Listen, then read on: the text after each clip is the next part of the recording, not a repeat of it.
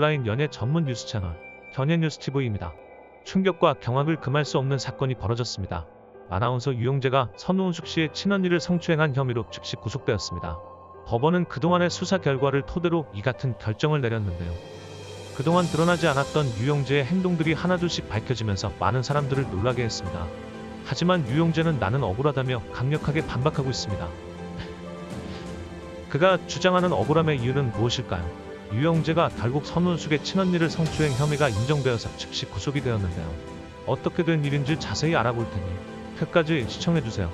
아나운서 유영재가 배우 선우은숙의 친언니를 강제 추행한 혐의로 검찰에 의해 기소됐습니다.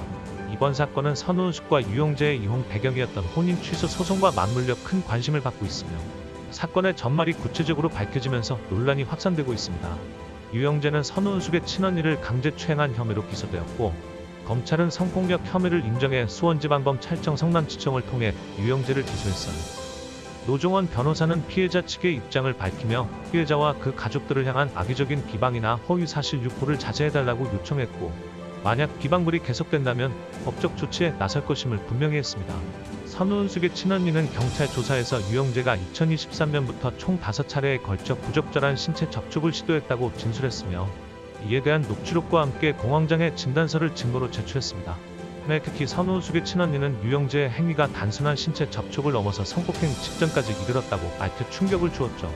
사건 당시 유영재는 경찰과 검찰 조사에서 혐의를 부인하며 본인이 억울하다는 입장을 고수했고 정신병원에 긴급 입원하기도 했지만 검찰 측은 모든 증거를 종합한 결과 유영재에게 강제 추행 혐의가 있다고 판단하여 기소를 결정했습니다. 채널A의 프로그램 강력한 삭힘에서도 이 사건을 다루며 선우은숙의 친언니의 경찰 진술이 매우 구체적이고 강제 추행의 정도가 심각했다고 보도했습니다. 선우은숙의 친언니는 유영재가 성폭행을 시도했으나 중단했다고 진술하며 녹취 파일과 진단서를 제출하여 자신의 주장을 뒷받침했습니다. 방송에 출연한 사회심리학자 최창호 박사는 성폭행이 이루어지지 않았을 뿐 피해자가 겪은 고통은 성폭행과 다름없다고 평가했으며 유영재는 이러한 혐의를 모두 부인하며 억울함을 호소했지만 피해자의 입장이 구체적인 증거와 함께 제시되었습니다. 최창호 박사는 강제추행이 성폭행 직전까지 이르렀다는 점에서 피해자가 느낀 두려움은 상상할 수 없을 정도였다고 강조했으며 선우은숙은 전 남편 이영화와 이혼 후 2022년 10월 유영재와 재혼했지만 1년 6개월 만에 협의 이혼을 발표했습니다. 처음에 알려진 이혼 사유는 성격 차이였으나 이번 사건이 밝혀지면서 이혼의 결정적인 원인이 유영재의 성추행 혐의와 관련이 있다는 사실이 드러났습니다. 선우은숙의 변호인 노종원 변호사는 유영재가 선우은숙의 친언니를 5차례 이상 강제 추행한 사실이 녹취록을 통해 확인되었으며 유영재는 당시 추행 의도는 아니었다고 변명했지만 그 변명이 납득하기 어려운 것이라고 강조했습니다. 또한 유영재는 재혼 전 사실은 관계에 있었던 여성이 있었다는 사실이 밝혀져 혼인 취소 소송도 함께 진행되고 있습니다. 유영재의 강제추행 혐의가 기소됨에 따라 앞으로 법적 공방이 더욱 치열해질 것으로 보이며 피해자 측은 악의적인 비방과 허위사실 유포에 대해 강경한 법적 대응을 예고했습니다. 이번 사건은 선우은숙과 유영재의 이혼 및 혼인 취소 소송과도 깊은 연관이 있어 추가적인 스캔들이 이어질 가능성이 큽니다. 두 사람의 결혼 생활과 관련해 수사 과정에서 확인된 바에 따르면 유영재가 집안에서 생활할 때 어떤 행동을 했는지 구체적인 사실들이 드러났습니다. 이 내용은 법적 기록에 의한 것이며 유영재가 집에서 옷을 입지 않고 생활했고 단순히 겉옷만 벗은 게 아니라 속옷까지 입지 않은 상태로 주로 생활했다는 내용이 확인됐습니다. 선우은숙의 언니가 가사일을 돕기 위해 집에 자주 방문했다고도 밝혀졌어요. 언니가 집에 머물면서 최소한의 속옷은 착용하게 됐다는 점도 수사 과정에서 드러났죠. 특히 처형이 있는 동안에도 유영재가 최소한의 옷만 걸치고 있었다는 사실이 충격적이라는 점이 부각됐습니다. 선우은숙의 집은 혼자만의 공간이 아니었고 언니가 수시로 오가며 가사일을 도와주던 공간이었어요. 선우은숙의 언니는 빨래나 청소 같은 집안일을 자주 도와주었고 때로는 그 집에서 숙식을 하기도 했다고 전해집니다.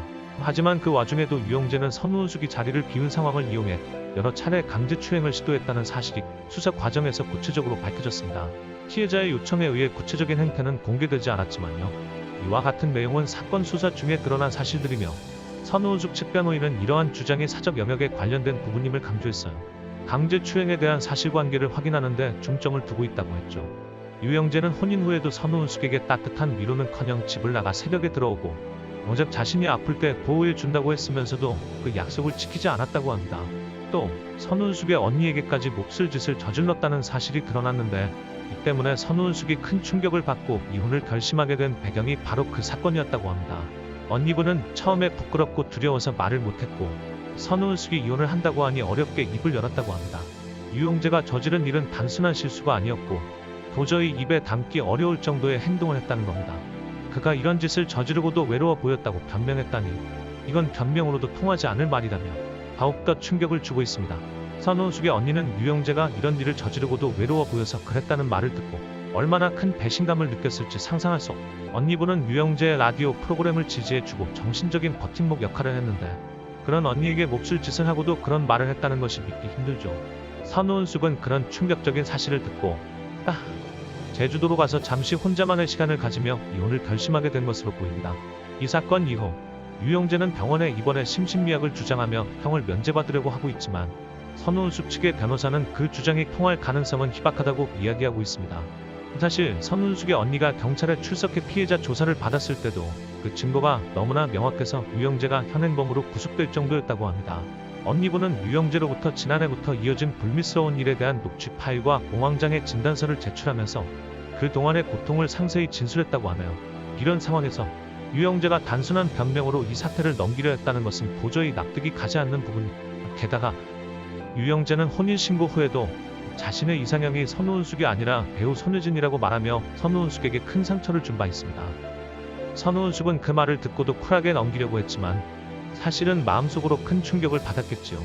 한편으로는 유영재는 과거에도 동거 중이던 여자를 팽개치고 선우은숙과 새롭게 시작했던 적이 있어서 이번 사건도 그때와 비슷한 패턴을 보이고 있는 것이 아닌가 하는 생각이 듭니다.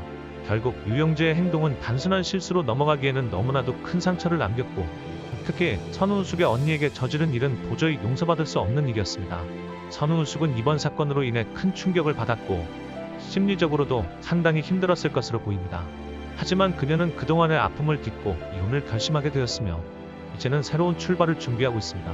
유영재의 행동은 그동안 쌓아온 이미지와는 전혀 다른 모습을 보여주었기에 많은 이들이 그를 향해 실망과 분노를 표출하고 있습니다.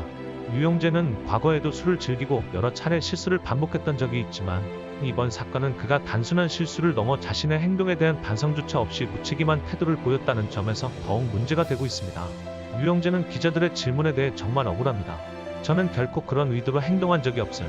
당시 집안에서 옷을 좀 자유롭게 입고 생활한 건 맞지만 그건 전적으로 제 평소 습관일 뿐이었죠. 혼자 오래 살다 보니까 집에서는 편하게 지냈던 겁니다. 하지만 그게 성추행으로 이어질 수 있는 상황은 전혀 아니었어요. 친언니 앞에서 제가 무슨 의도로 그런 행동을 했겠습니까? 가족인데 말이죠.